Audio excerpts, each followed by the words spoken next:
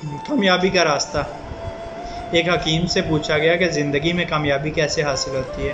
हकीम ने कहा, इसका जवाब लेने के लिए आपको आज रात का खाना मेरे साथ खाना होगा। सब दोस्त रात को जमा हो गए। उसने सूप का एक बड़ा बर्तन सबके सामने ला रख दिया, मगर सूप पीने के लिए सबको 1-1 मीटर लंबा चम्मच दे दिया और सबसे कहा कि आप सबको अपने अपने लंबे चम्मच से सूप पीना है।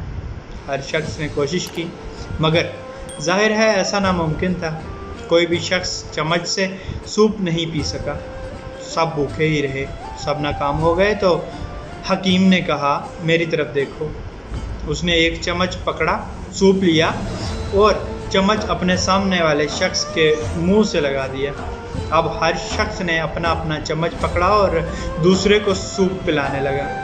सब के सब बहुत खुश हुए। सूप पीने के बाद हकीम खड़ा हुआ और बोला, जो शख्स ज़िंदगी के दस्तरखान पर अपना ही पेट भरने का फ़ैसला करता है वो भूखा ही रहेगा, और जो शख्स दूसरों को खिलाने की फ़िक्र करेगा वो खुद कभी भूखा नहीं रहेगा। देने वाला हमेशा फ़ायदे में रहता है, लेने वाले से भी। हम सब की कामयाबी का रास्ता दूसरों की कामयाबी से होकर गुजरता है। अल्लाह पाक आसानियाँ हासिल और तकसीम करने का शर्फ अता फरमाए। आमीन। जज़ाकल्लाह।